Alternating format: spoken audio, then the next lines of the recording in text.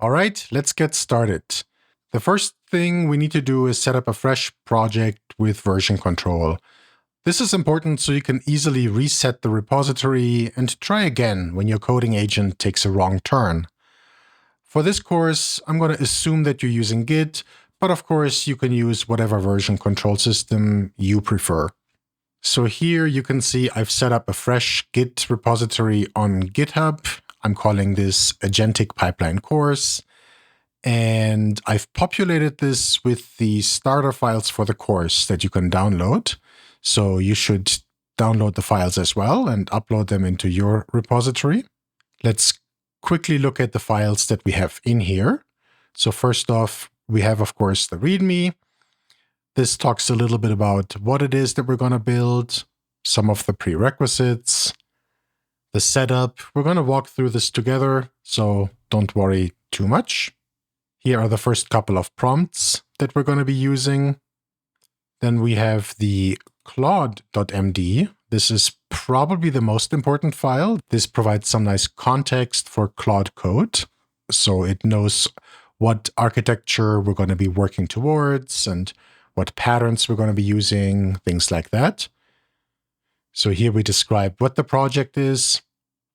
We describe the tech stack that we're aiming for. So the fact that we're using Python, of course, Pydantic AI, SQL Model, SQLite, ChromaDB, Google Gemini.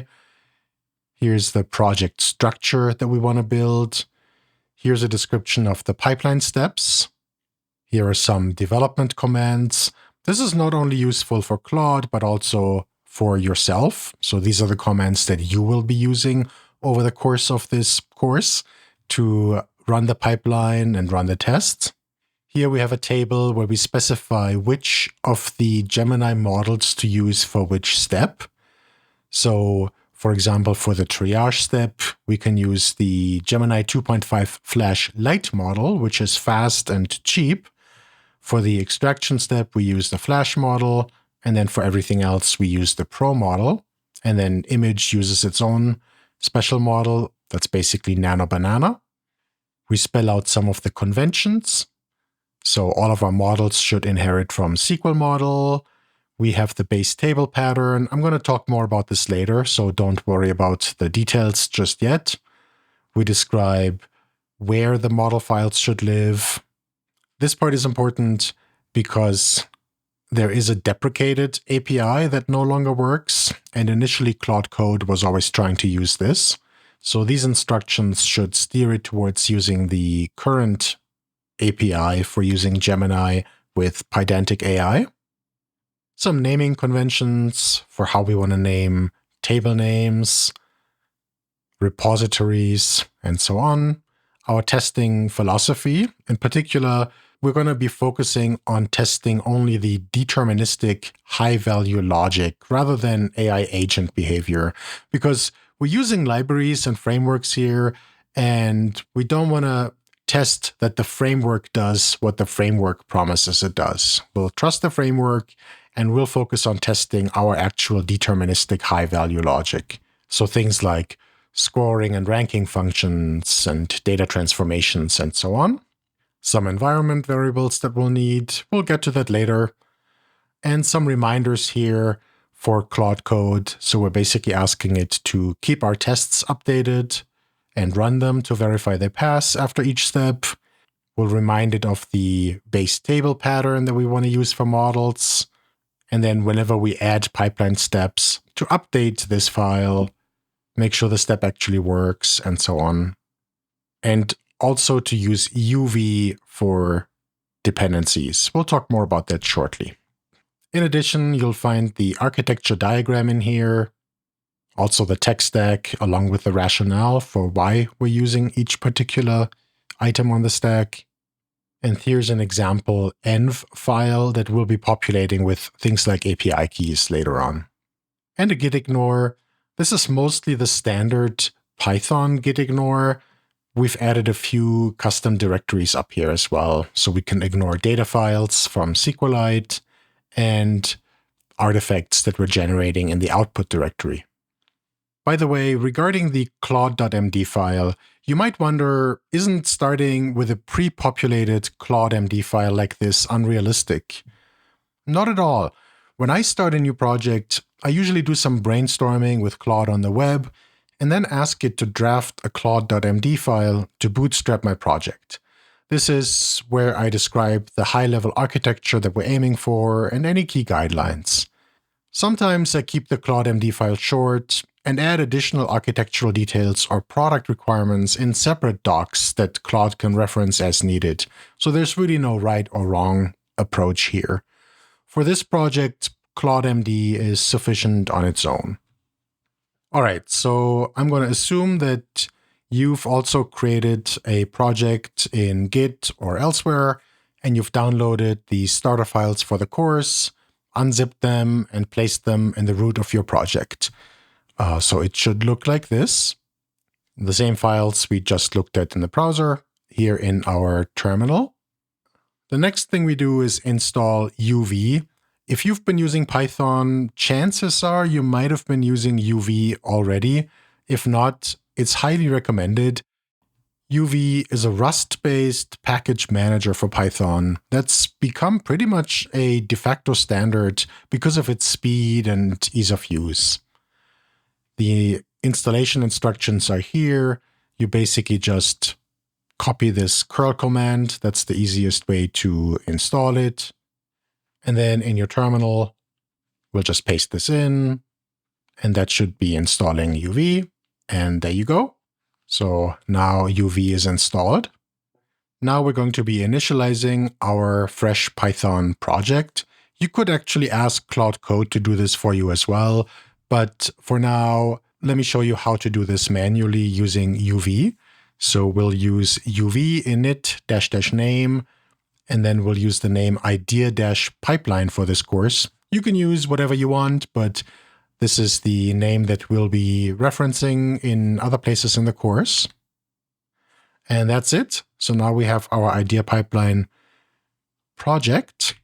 So if I look at this here, what did this actually create? We now have a Python version file. We have a pyproject.toml file. Let's look at this. So really all that's in here is the name of the project, idea pipeline, the version. You can add a description if you want. It points to the README. It specifies the minimum Python version. I'm using 3.13 here. Anything 3.12 or higher should work fine. And we don't have any dependencies here yet, but this list will grow over time. And we have a main.py. That's just a little hello world. So we can actually run this now with uv run main.py. And there we go. There's our hello world. So now that we have this, let's actually open up Claude Code next. So very similar to UV, the easiest way to install Claude Code is using this curl command, at least on Unix-based systems, including WSL, which I'm using here. But there are also commands for Windows PowerShell or the Windows command line. On Mac, you can also install it using Homebrew, so there's a few options. I already have Claude installed, so if I just type in Claude, since this is the first time I am opening it in this directory, it'll ask me if I trust this folder, so I'm going to say yes. Okay. It's a little bit of a wizard the first time you open it in a new project. So it asks us which effort level we want to use. Medium effort is a good baseline to start with. High effort can be helpful when you're maybe brainstorming on a complex plan, and then maybe switch back to medium effort for execution. Oh, interesting. It just accepted this after I didn't type anything in after a while. But yeah, we're going to stick with medium effort here. While we're in here, again, this is not an in-depth tutorial for Claude Code specifically. I'm going to show some of the basic workflows, the basic commands. There's a lot you can do with it that goes beyond what we're going to cover in this course. So I strongly encourage you to explore on your own. And again, you should be able to do the same thing with any other agentic coding tool. So if you want to use Codex or Google Antigravity or your tool of choice, that should work just fine. So and then it'll autocomplete different commands. So model allows us to select the model. By default, we're using Opus 4.6 here. That's my go-to model. It's the best one they have. You should actually be able to do most of the things we do with the cheaper Sonnet model as well. So especially if you don't have an expensive paid plan, that might be worth trying out. The Sonnet 4.6 model in particular is actually quite strong based on a lot of the benchmarks that I've seen. I usually stick with the default Opus model though, and then you can go left and right to toggle the effort. Again, we're going to be sticking with medium effort. Over time, if you want to check your usage, you can use this command. So here we see mine. So this is a fresh session. I actually haven't done anything with Claude today, but we see we've used it a bunch earlier this week. So I have 14% of my weekly usage used up. So feel free to explore. There's a bunch of other commands in here. Okay, so here I've typed in our first Claude Code prompt. Let me just read it quickly. Set up the project structure as described in CLAUDE.md. You can use the @ sign to reference files. It usually manages to find the files anyway, but that sort of very explicitly tells it that this is a file reference. Create the folder structure, empty init.py files, and a working CLI. The run command should just print running idea pipeline for now. Make sure uv run idea pipeline run and uv run idea pipeline help both work. Actually, to make this a little bit clearer, even though it should be able to figure this out, I'm going to put backticks around this, sort of make it clear that these are commands. All right, let's run this, see what happens. Okay, so now it's prompting us for permission to overwrite the pyproject.toml file. It's giving us some diffs here, so it's adding a new description, which is nice.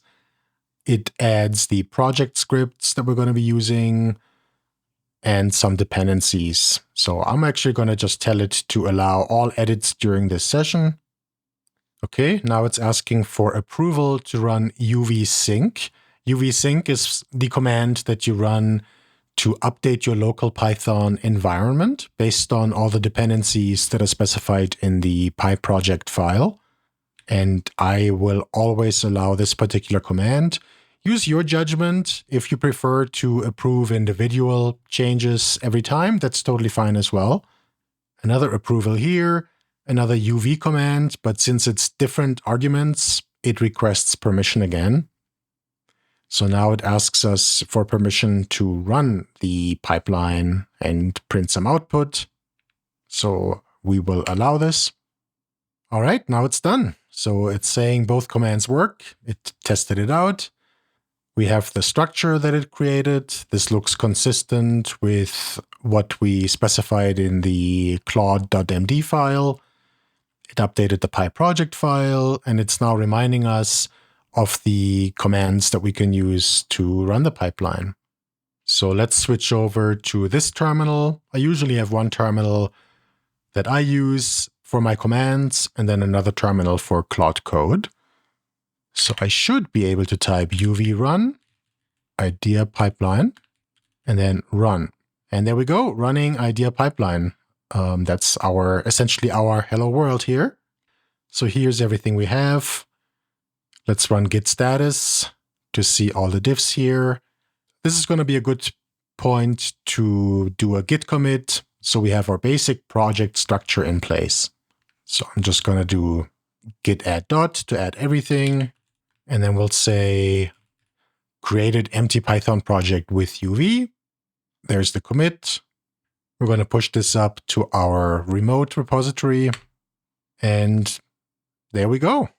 There's one more thing we're going to do here in the command line before we switch over to Visual Studio Code. So if we look at our files, remember that env example file for our environment settings. We'll copy this to .env. So now we have a blank .env file. We'll fill this in later. For now, we just want to create the file. And if we run git status, it doesn't show any difference. That's because this end file is actually git ignored. So if we look at the git ignore, towards the end, there is a section here where it has a bunch of environment-related files, including .env. So this is already excluded by default.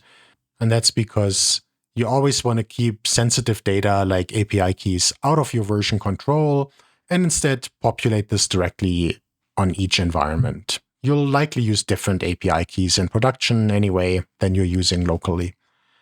And that's our basic project scaffolding. Next, we'll implement the actual first step of the pipeline.